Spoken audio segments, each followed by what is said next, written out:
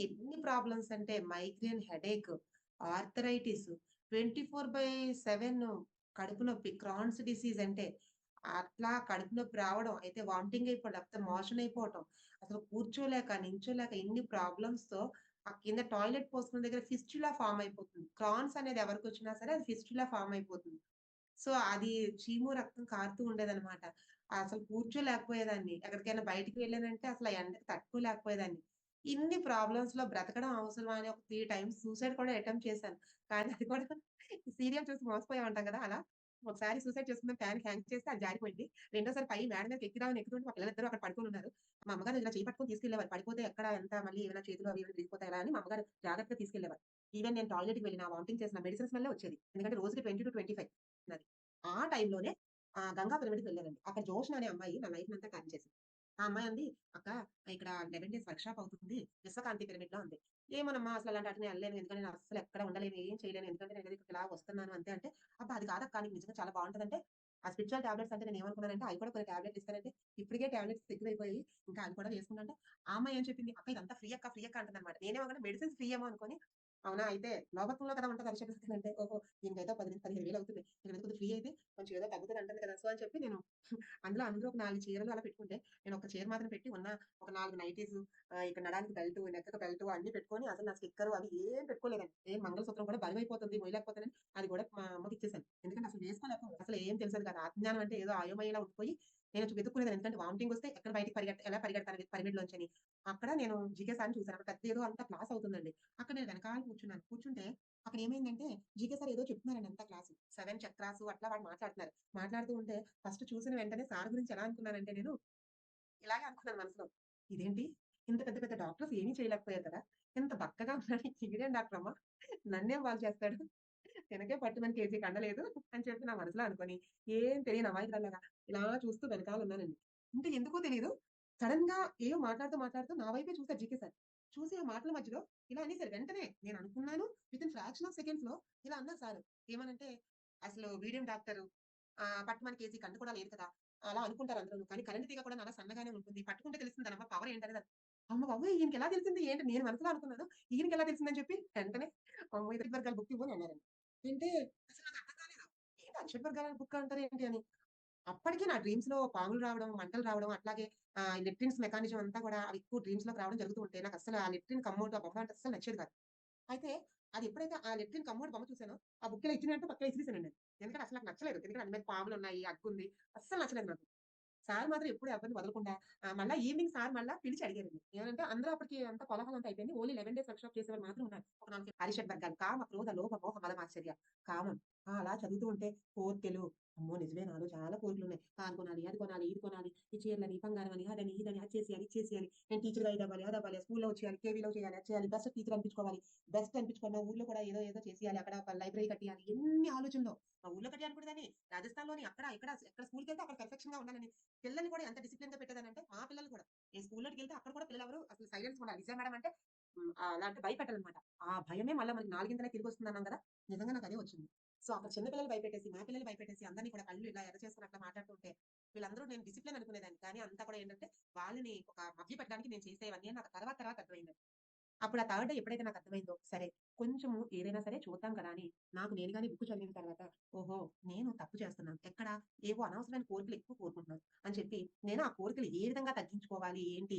అయితే ఏది అవసరం, ఏది అనవసరం అని అలా నేను తెలుసుకోవడానికి ప్రయత్నం చేసి, ఓహో! అయితే ముందు నేను ఈ క్రోధం తగ్గాలంటే ఏం చేయాలి? అలాగే ఈ లోభత్వం అంటే ఏంటి? ఇవన్నీ తెలుసుకున్న తర్వాత ఫస్ట్ ఆఫ్ ఆల్ ఏంటి విశ్వానికి సారీ చెప్పడం. విశ్వం సారీ చెప్పిన తర్వాత నాకు ఏదనిపిస్తే అది చేయటం, మెడిటేషన్ చేయటం. అలాగే సారీ అని చెప్పి ఫస్ట్ తెలుసుకున్న తర్వాత సార్ అడిగారు, "ఎలా ఉన్నాయి క్లాసెస్ ఏంటి?" అని. అడిగితే ఇలా ఉందంటే అప్పుడు ఒక 6, 7 డేస్ అయింది. అయినప్పుడు సార్ అన్నారు, "ఈ మధ్య కాలంలో ఎవరికైనా వైట్ హార్స్ గాని, ఒక ఏమైనా వైట్ క్రేన్ గాని అట్లా ఏమైనా వైట్ ఏమైనా వచ్చిందా?" అంటే నాకు కరెక్ట్‌గా క్లాస్‌కెళ్ళే 2 డేస్ ముందు మార్నింగ్ ఒక కొంగ ఒక ఒంటి కాలుతోని ఫిష్ కోసం అట్లా వెళ్తుంది. అది నించొనుంది. అంటే అది వెళ్ళలేదు. వేటకి వెళ్ళలేదు. కాకపోతే అట్లా నించొనుంది అంతే. అది కనిపించిందండి అని చెప్పాను. ఓహ్! గుడ్ అన్నారు. అయితే సో, నాలో నేను ఎక్కువ క్షమాగుణం ఇవన్నీ అనటం వల్ల నేను ఏదైతే ఫిస్టులాతో బాధపడేదాన్నో ఆ 11 రోజుల్లో ఆ ఫిస్టులా అనేది అంటే చీము రక్తం కారేది కదా! టాయిలెట్ పోసుకునే పక్కన ఆ వజైనా పక్కన ఉండేది. అది ఎలా మాయమైపోయిందో మాయమైపోయిందండి. అసలది మిరాకిల్ అన్నమాట. వెంటనే నేను చెప్పాలా? వద్దా? అయినా అందరూ అనుభవాలు చెప్తున్నారు కదా! అని చెప్పి సార్ దగ్గర కూర్చున్నప్పుడు అలా చెప్పేసరికి మిరాకిల్ ఇది అని చెప్పి మళ్ళీ చెప్పు అని మళ్ళీ అడిగించారు. అడిగిస్తే అవును సార్ ఇట్లాగా నాకు ఇప్పుడు చక్కగా కూర్చోగలుగుతానండి. తర్వాత అప్పుడు అనుకున్నాను నేను. ఓహో! అంటే నేను చేసిన ఆలోచన వలన మాత్రమే నాకు చెడుకుంది. సో, అరిషడ్ వర్గాలంటే ఎవరిని బాగు చేయడం, ఎవరిని పాడు చేయడం కాదు. నాకు నేనుగా చేసుకున్నదే. అంటే అక్కడ ట్రాఫిక్ సిగ్నల్స్ అన్నీ ఉంటాయి గదా! మరి వాస్తవానికి మనమే సృష్టికర్తలం. ఏ కోరిక ఇవ్వబడదు. అంటే నేను ఎప్పుడో ఏదో అనుకోవడం ఇవన్నీ నాకు అక్కడ అర్థమయ్యాయి. అయితే ఓకే అని చెప్పేసి ఓవరాల్‌గా చాలా ఎక్కువ నాలెడ్జ్ వచ్చింది అని ఒక హ్యాపీ ఫీల్ అని సార్ నోటి నుంచి ఒక మాటొచ్చింది. ఏంటంటే ఒక పేషెంట్ లాగా వచ్చి ఒక డాక్టర్ లాగా వెళ్తున్నాము. సో, ఇది 100% కరెక్ట్ అండి. నేను నిజంగా మైండ్‌లో ఉంచుకొని ఫోన్ చేసి ఇలా జరిగిందంటే ఓకే. గుడ్. ఎందుకంటే మనలో ఉన్న కోపాన్ని మనం తగ్గించుకోవడానికి మనం ఎప్పుడైతే కాన్సంట్రేషన్ పక్కకు వెళ్తుందో ఆటోమేటిక్‌గా మనకి ఆ పని మీద శ్రద్ధ, ఆ ఎరుక అనేది మనం లేకపోవటం వలన అనవసరంగా వాటిలో వీటిల్లో వేలు పెట్టడం వల్ల మాత్రమే మనకొస్తుంది. కాబట్టి సో, నేను అలా తగ్గించుకోగలిగాను. అంటే ఏ డాక్టర్స్ అయితే అసలు నువ్వు ఎట్టి పరిస్థితుల్లోని కూడా ఒక కేజీ కూడా పెరగలేదు. 39 కేజీస్, 40 కేజీస్ ఉంటా అన్నారు. అప్పటికే నేను ఇంచుమించుగా 55 కేజీస్ వరకొచ్చాను. మా ఆర్మీ డాక్టర్స్ కూడా ఆశ్చర్యపోయేవారు. సో, మొదట్లో అంతా కూడా ఎప్పుడు విన్నా, "నాకు బాగోలేదండి. నాకంతేనండి. నా విధి ఇంతేనండి." ఇలా అనేదాన్ని.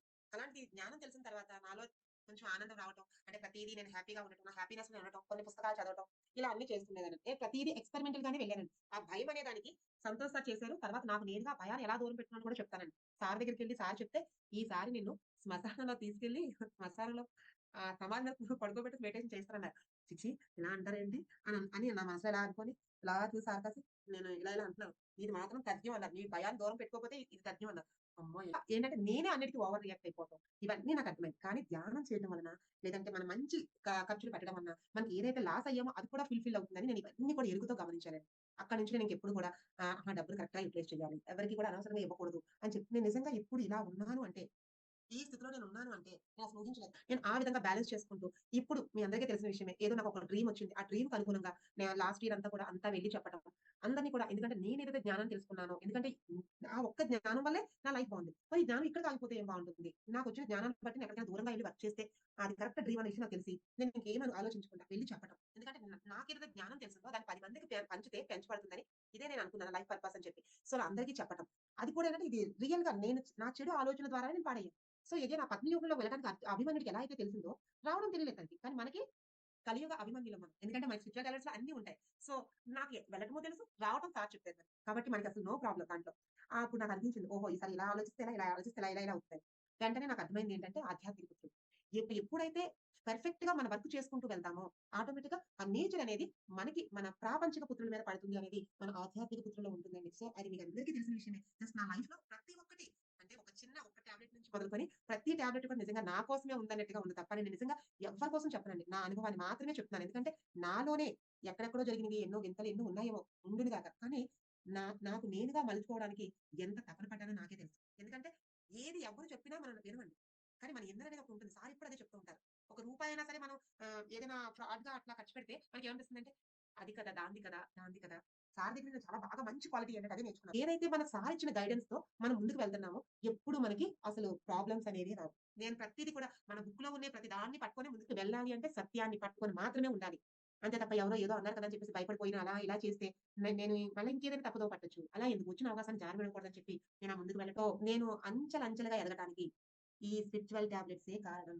నాకు పునర్జన్మ రావటానికైనా ఆ గురువే అయితే, ఆ గురువు చెప్పిన విద్యే నేను ఇంత అంచెలంచెలుగా ఎదగడానికి కారణం. నేనిప్పుడు ఇంత అద్భుతంగా నా పిల్లలతో, నా భర్తతో, ఇంతమందితో ఇంత ఆనందంగా ఉన్నాను అంటే, నాలో ఉన్న అజ్ఞానాన్ని తొలగించుకోవడం. ఆ అజ్ఞానం తొలగింది అంటే one and only GK sir. Special thank to CK sir and అవకాశం ఇచ్చిన మీ అందరికీ ఇంత శ్రద్ధగా విన్నందుకు, అలాగే నాకు ఇంత మంచి అవకాశం ఇచ్చిన మేడమ్స్ అందరికీ కూడా స్పెషల్లీ థాంక్స్ చెప్పుకుంటూ ధన్యవాదాలండి. ఆహ్